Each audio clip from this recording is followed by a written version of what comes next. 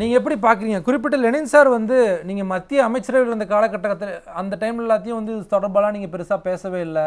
இப்ப வந்து தேர்தல் காலகட்டங்கள்ல மட்டும் தான் அது பேசுறோம் அப்படிங்கிற விமர்சனத்த ரொம்ப காட்டமாவே அமைச்சர் சிவசங்கர் வந்து வச்சிருக்காரு. உங்களுடைய பதில், உங்களுடைய பார்வை என்ன? திமுக வந்து விக்கிரவாண்டி தேர்தலில் உள்ள பூந்த போது என்ன வாக்குறுதி கொடுத்து உள்ள போனாங்க? இப்ப உள்ள பூந்த போது கூட என்ன பேசுனாங்க? போன சட்டமன்ற தேர்தலில் என்ன வாக்குறுதி கொடுத்தாங்க? வன்னியர்களுக்கான இடப்பங்கீடு வழங்கப்படும்னு பேசுனாங்க தானே. ஆனா இன்னைக்கு சத்தம் இல்லாம அதுக்கு எதிரான வேலையை பார்த்துட்டு இருக்கிறாங்க. ரெண்டு விஷயங்க. அவர் லெனின் சார் வந்து புரிஞ்சு பேசுறாரா புரியாம பேசுறாரான்னு தெரியல. உச்ச நீதிமன்றம் இன்றைக்கு கேட்டு இருக்கிறது தரவுகளைத்தான். அந்த தரவுகள் தமிழக அரசு நினைத்தால் எடுத்து கொடுக்க முடியும். அதைத்தான் கேக்குறாங்க. நீங்க சிவசங்கரை அடிச்சு விட்டு போறாரு. 10.5% தான் கேக்குறீங்க, நாங்க 20% கொடுத்திருக்கிறோம், நிறைய பேர் இருக்கிறாங்க. அது இருக்கிறாங்கன்னு தகவல் கொடுங்க. அந்த தரவுகளை தானே கேட்கிறோம். கடந்த தரவுகள் தானே எடுத்து சொல்றோம். சில மாதங்களுக்கு முன்பு ஒரிசா, பீகார் இதெல்லாம் எடுக்கிறது தரவுகள் தான். அது சாதிவாரி கணக்கெடு இல்ல. அதை ஒத்துக்கொள்ளலைன்னா பீகார்ல ஏன் ஒத்துக்கொள்ளாம போனாங்கன்னு எடுத்து பாருங்க. ஒரு இனம் எனக்கு என் இனத்துக்கான பேர்ல இல்லாம மாற்றப்பட்டு இருக்கிறது அப்படின்னு ஒரு வழக்கு தொடுக்கிறாங்க. அதனால அங்க நிறுத்தி வைக்கப்படுகிறதே ஒழிய நீங்க தரவுகள் எடுத்தது தவறுன்னு சொல்லி நிறுத்தி வைக்கப்படல. சும்மா நீங்க கதை அடிச்சுட்டு போயிட்டே இருக்கிறது இல்ல. அதிமுக சரியா செய்யவில்லைன்னு சொல்லுகின்ற இன்றைக்கு திமுகவும் கூட்டணி கட்சிகளும் நீங்க சரியா செஞ்சு காமிங்க. இல்ல நீங்க அதிமுக கிட்ட வைக்கும் போதே சரியான அழுத்தம் கொடுக்கல, தேர்தல் காலகட்டத்திற்கு மட்டுமே வந்து அதை பயன்படுத்திக்கிட்டீங்க அப்படிங்கிற அந்த வாதத்தை வைக்கிறாங்க. நீங்களே முரணா பேசுறீங்க. பாமக எப்பயும் வன்னியருக்காக தான் பேசுதுன்னு ஒரு பக்கம் சொல்றீங்க. அப்புறம் தேர்தல் காலத்துக்கு மட்டும்தான் வன்னியருக்காக பேசுறீங்கிறீங்க. ஏதாவது ஒண்ணு சொல்லுங்க. இல்ல பாமகவே அந்த ஸ்டாண்ட்ல சரியா இருக்க மாட்டேங்கிறாங்க அப்படிங்கிற விமர்சனத்தை திமுக வைக்கிறாங்க. இல்லங்க, பாமகவை சாதி கட்சியா குறுக்கவும் விரும்புறீங்க. அப்புறம் ஒரு பக்கம் வந்து வன்னியர்களுக்காக செயல்படுத்தவே இல்லைன்னு சொல்றீங்க. ஏங்க உங்களுக்கு தாங்க இன்னைக்கு கண்ணு தெரிஞ்சிருக்கு. மணிமண்டபம் கட்டுறதுக்கு அரசு பணத்துல, மக்கள் வரி பணத்துல நீங்க மணிமண்டபம் கட்டுறீங்க. பாமக நினைவு சின்னம் பாட்டாளி மக்கள் கட்சியின் சொந்த செலவில் கட்டியது. இம்மானுவேல் சேகரனுக்கு மணிமண்டபம் பாட்டாளி மக்கள் கட்சியின் செலவில் கட்டினது. இன்னைக்கு நீங்க கட்டுறதெல்லாம் அரசோட பணம், மக்களின் வரி பணத்துல கட்டிட்டு இருக்கிறீங்க. பாட்டாளி மக்கள் கட்சி தியாகிகளோட ஒருத்தருக்கு இப்ப வீடு கட்டி கொடுத்திருக்கிறாரு எங்க எம்எல்ஏ, சொந்த செலவுல கட்டி கொடுத்திருக்கிறாங்க. அதெல்லாம் உங்க கண்ணுக்கு அப்படியே மஞ்ச கண்ணாடி போட்டு பார்க்காதீங்க. அதுதான் உங்களோட பிரச்சனை. திரும்பி நிதர்சனத்துக்கு வாங்க. உச்ச நீதிமன்றம் என்ன கேக்குது? சரிங்க, தேர்தல் நேரத்தில் 10.5% வழங்கப்பட்டது.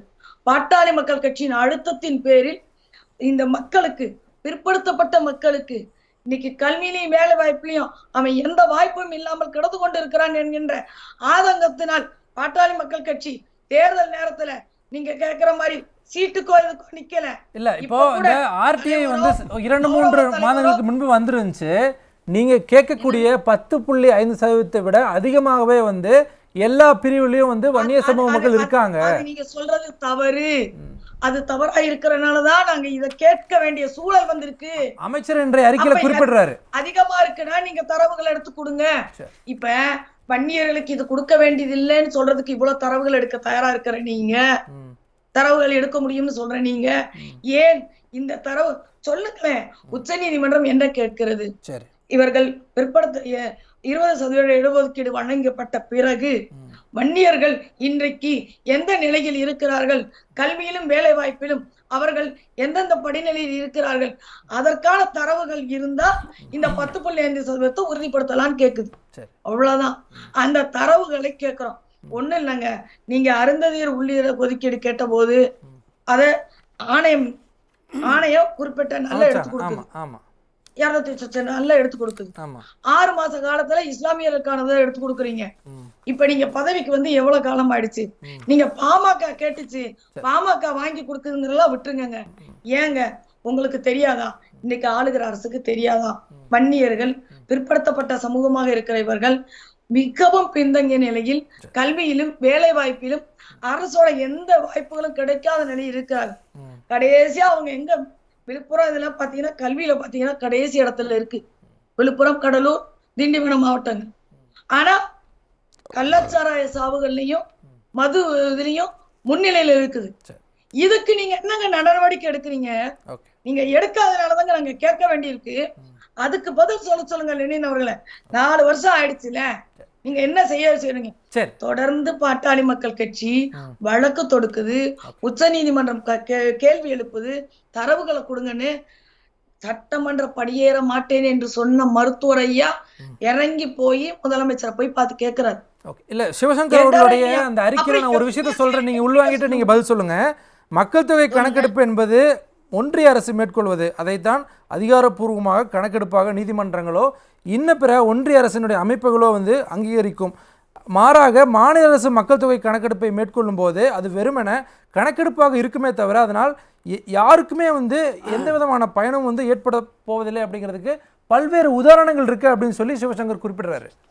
சரி, நானும் ஒரு கேள்வி கேட்கிறேன். பீகார்ல கேட்டாங்க, நடக்கலைன்னு சொன்னீங்க. ஒரிசா, தெலுங்கானா எல்லாரும் விடாம ஜாதிவாரி தரவுகளை எடுத்துட்டு இருக்கிறாங்க, சர்வே எடுத்துட்டு இருக்காங்க. ஆனா எதுக்கு எடுத்துட்டு இருக்கிறாங்க? வேலை இல்லாம செஞ்சிட்டு இருக்கிறாங்களா? ஏங்க, நீங்க ஒரு விஷயத்த கேட்கும் போது கூட தரவுகளோட கொண்டு சென்று கேட்கணும். பீகார்ல கூட அந்த நிராகரிச்சிட்டாங்க நீதிமன்றம் அப்படிங்கறத வைக்கிறாங்க. நீங்க தரவுகளோட போகணும். நீங்க தமிழக அரசுக்கு பலம் இல்லையா? இல்லைன்னு சொல்லிட்டு சொல்லுங்க, நாங்க ஒன்றிய அரசுகிட்டே பேசிக்கிறோம். ஒன்றிய அரசுகிட்ட பாமக கேட்கவே இல்லைன்னு சொல்றது மிக மிக மோசமான பொய். இன்னொன்னு, எதை எங்கே கேட்க வேண்டும் என்று தெரிந்துதான் கேட்டுக்கிட்டு இருக்கிறோம். சாதிவாரி கணக்கெடுப்பு வேணும்ங்கிறத நாடாளுமன்றத்துல பேசுற அன்புமணி ராமதாஸ் அவர்கள் பேசிட்டு தான் வந்தாங்க. உங்களை மாதிரி எழுதி வச்சுட்டு போய் பேசிட்டு வரல, இங்க இருந்து பேசிட்டு வர்றாங்க. இங்க உச்ச நீதிமன்றம் கேட்ட கேள்விக்கான தரவுகளை நீங்க தந்தா 10.5% வருகின்ற தேர்தலை கணக்கில் வைத்து இல்ல, வருகின்ற கல்வியாண்டு தொடங்க இருக்கிறது, அதை கணக்கில் வைத்து பாட்டாளி மக்கள் கட்சி போராட்டத்தை முன்னெடுத்து இருக்கிறது. சரி மேம், புரிஞ்சுக்க முடியலையா? ஓகே, நான் மதிவான் சார்ட்ட போயிடுறேன். ஓகே மதிவான், திலகா மேம் பல விஷயங்களை குறிப்பிடுறாரு, உங்களுடைய பதில். அவங்க வந்து முழுக்க முட்டு கொடுக்கணும் முடிவெடுத்து வந்துட்டாங்க. இல்ல மேம், அப்படி அந்த இதை நம்ம பயன்படுத்த வேணாம். இல்ல, உச்ச நீதிமன்றம் உங்களை கேட்கறது சாதிவாரி கணக்கெடுப்பு இல்ல, அது தரவுகளை கேட்கறது. அந்த தரவுகள் உங்கள்கிட்ட இப்ப சொல்றீங்கல்ல, இதை நீங்க உச்ச நீதிமன்றம் இல்லைங்க கூடத்தான் வன்னியர்கள் இருக்கிறாங்கிற தகவலை கொடுத்துட்டீங்களா? உச்ச நீதிமன்றம் கிட்டதை கொடுத்துட்டீங்களா? இப்ப எனக்கு நீங்க டிபேட்டுக்காக கொண்டு வந்து காமிக்கிறீங்களே, அந்த தகவலை உங்களால உச்ச நீதிமன்றத்துல கொடுக்க முடியுமா? அக்கா இது வந்திருக்கு அக்கா, இது வந்திருக்கு எல்லாமே உச்ச நீதிமன்றத்துல இந்த தரவுகளை நீங்கள் கொடுக்கலாம். இது வெளிப்படையா இருக்குதுக்கா, எண்ணிக்கை சொல்லிட்டு போயிடலாங்க. நிதர்சனம் என்னன்னு பாருங்க, அதற்கான தரவுகளை எடுத்து கொடுங்கன்னு கேட்கிறோம். நீங்க நான் சொல்றது உங்களுக்கு புரியுதா? இது அது வெளிப்படையா இருக்குன்ற பொதுவெளியில இருக்கிற தரவு தான் சொல்றேன். நான் எதையும் வந்து சொன்னீங்க, இடஒதுக்கீடு தருவோம்னு சொன்னீங்க, மின்சார கட்டணம் மாசம் ஒரு முறை எடுப்போம்னு சொன்னீங்க, எதையுமே செய்யலையே, எதையுமே செய்யலையே. இப்போ உங்க இந்த இந்த சாதிவாரிக்க இந்த இடஒதுக்கீடு அக்கா ஒரே வார்த்தை கையில இருக்கு. அக்கா ஒரே வார்த்தை போடுங்க. அக்கா என்ன ஒரே ஒரு வார்த்தைக்கா சொல்லிட்டு இருக்கீங்க, உங்க பலம் என்னன்னு சொல்றதுக்கு உங்களுக்கு அக்கா ஒரு நிமிஷம் நான் சொல்லட்டுமா? இன்னொன்னு, ஐயா ராமதாஸ் அவர்கள் சொன்னதை பத்தி நீங்க சொன்னீங்கல்ல, 87 நடந்த போராட்டம். அக்கா ஒரு நிமிஷம், அதாவது ஐயா ராமதாஸ் அவர்கள் சொன்னதை பத்தி ஒரு விஷயம் சொன்னீங்கல்ல, பேசலாம். இந்த உலகம் நம்பாது, இந்த உலகம் நம்பாது. 87 நடந்த போராட்டம் டைம்ஸ் ஆஃப் இந்தியா, யுஎஸ்ல வர்ற பத்திரிக்கை வரைக்கும் செய்தி வந்திருக்கு. இங்க நடந்த வேற யாரும் நடந்ததா இல்ல. இன்னைக்கு நீங்க கதை சொல்லிட்டு இருக்கிறீங்க. நீங்க இன்னைக்கு பணத்துல கொடுத்துட்டு இருக்கீங்க, மக்கள் பணத்துல. ஆனா பாமக அத்தனையும் அந்த வரலாறுல சம்பந்தப்பட்ட அத்தனை பேருக்கும் தெரியும். இல்ல, சரி மேம், 10.5% அதிமுக சரியாக செயல்படவில்லை என்று சொன்னால் நீங்க செய்து காட்டீங்க. சரி, அவ்வளவுதான் கேக்குறோம். சரி, சிம்பிள். மேம், உங்களுடைய இறுதிக்கட்ட பார்வை, பல்வேறு விமர்சனங்கள், பல்வேறு கருத்துக்கள், உங்களுடைய இறுதிக்கட்ட பார்வை. நான் வரேன் போனீங்கன்னா மேடம் தான் பேசணும். ஏங்க, ஆனா நீங்க எல்லாரும் முடிச்சிட்டு மேடம், முடிச்சிட்டு. மணிமண்டபம் கட்டுறீங்க.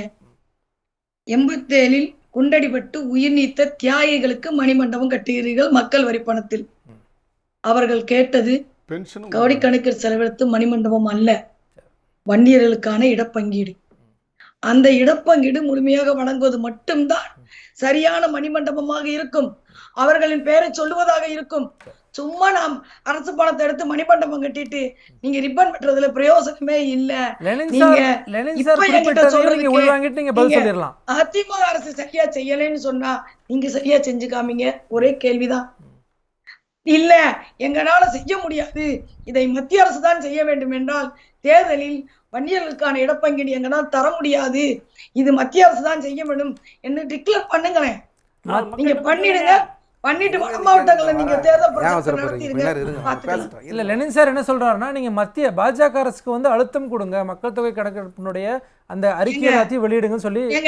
நீங்க நீ செஞ்சியா அப்படின்னு கேட்டா அவன் செஞ்சானான்னு கேளுன்னு சொன்னா அப்ப நீ செய்யலன்னு அர்த்தமாயிருது இல்ல. நீங்க செய்ய மாட்டேன்னு வர முடிச்சுட்டு இங்க செய்யுங்கன்னா எங்கள்கிட்ட இல்லாததை நாங்க எப்படி வெளியிட முடியும்? அதை சொல்லுங்க. மக்கள் தொகை கணக்கெடுப்பு எங்கள்கிட்ட கிடையாதுங்க, வெளிப்படையா என்ன அப்புறம் அதை சொல்லுங்கன்னா அதை நீங்க வெளியிட முடியாதுன்னு சொல்லுங்க, கேட்க மாட்டோம்னு சொல்லுங்க. அப்போ நாங்க அதுக்காக இல்ல கூட்டணி, வேற ஒன்றுக்காக தான் கூட்டணியில இருக்கும்னு சொல்லுங்க. அப்போ மக்கள்கிட்ட தெரிஞ்சுக்கிட்டோம். சுருக்கமா நீங்க வன்னியர்களுக்கான சொந்த கட்சிக்குள்ளேயே சரியான அங்கீகாரத்தை கொடுக்க தவறிய திமுக, நாங்க திமுக எப்படி நடக்கணும்னு சொல்லல, ஆளுகின்ற அரசு, அதனால உங்ககிட்ட வந்து கேட்கிறோம், நீங்க இதை செய்ய வேண்டும் என்று சொல்லுகிறோம். சிவசங்கர் பேசுகிற இல்ல இன்றைக்கு மதிவான கொடுக்கிற தரவுகளை தயவு செய்து உங்ககிட்ட தரவுகள் இருக்குன்னா உச்ச நீதிமன்றத்தில் கொடுங்க, நாங்களும் தலைவணங்கிக்கிட்டு போகிறோம். இல்லை என்றால் இந்த தேர்தலில் வன்னியர்களுக்கான இடப்பங்கீடு எங்களால் தர முடியாது என்று முதலமைச்சரை சொல்லுங்க. இல்ல ஆர்டில தகவல் இருக்கு.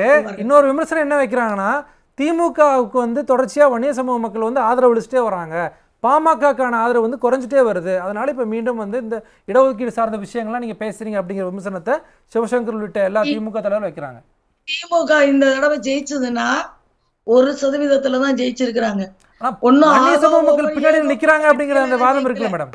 ஏகோபித்த வெற்றியில எல்லாம் ஜெயிக்கல, 40க்கு 40ங்கிறத வச்சுக்கிட்டே உங்களால நாடாளுமன்றத்துல ஒண்ணும் செய்ய முடியலன்னா ஒரு நாடாளுமன்ற உறுப்பினரை வச்சுட்டு நாங்க பேசலைன்னு நீங்க கேட்கறது எவ்வளவு அபத்தமானது. உங்க கூட்டணியில இருந்துட்டு மதுவிலக்குக்காக ஒரு மிகப்பெரிய மாநாடு நடத்தி கூட அந்த மதுவிலக்கை கொண்டு வர முடியாம தானே உங்க கூட்டணி தவிக்குது. 2 MP வச்சிருக்கிறீங்கிற சட்டமன்ற உறுப்பினர் வச்சிருக்கிறாங்க, கூட்டணி உங்ககிட்ட கேக்குது மதுவிலக்க கொண்டு வா, 60 பேர் செத்து போயிட்டானே கள்ளச்சாராயத்துல, கேட்டா திமுக கொடுத்துருச்சா, மதுவிலக்க கொண்டு வந்துருச்சா? அப்ப கூட்டணியில இருக்கிறதுனால எதுவும் சாதிக்க முடியாதுன்னு தமிழகத்திலே நிரூபணமாயிருக்க போது நாங்க தமிழக அரசு உன் சொந்த மண்ணை சேர்ந்தவங்க உனக்காக ஓட்டு போட்டிருக்கிறாங்க, அவங்களுக்காக செஞ்சு கொடுன்னு கேட்கிறோம், தரவுகளுக்கு ஏற்படுத்தி கொடுங்கன்னு கேட்கிறோம். உச்ச நீதிமன்றம் கேட்பது தரவுகள் தானே ஒழிய சாதிவாரி கணக்கெடுப்பு இல்ல. பாமக இந்த தரவுகளை கொடுங்கள் என்றும் கேட்கிறது. சாதிவாரி கணக்கெடுப்புக்கு மத்திய அரசை வலியுறுத்துவதையும் அழுத்துகிறது. இந்த இரண்டுக்கும் பயணிக்கிறது பாமக. நீங்கள் மக்களுக்காக, தமிழக மக்களுக்காக நிற்கிறீர்கள் என்றால் வன்னியர்களுக்கான இடப்பங்கீடுக்கு உடன் ஓடி வாருங்கள். பாமக உங்களுக்கும் சல்யூட் பண்ணும்.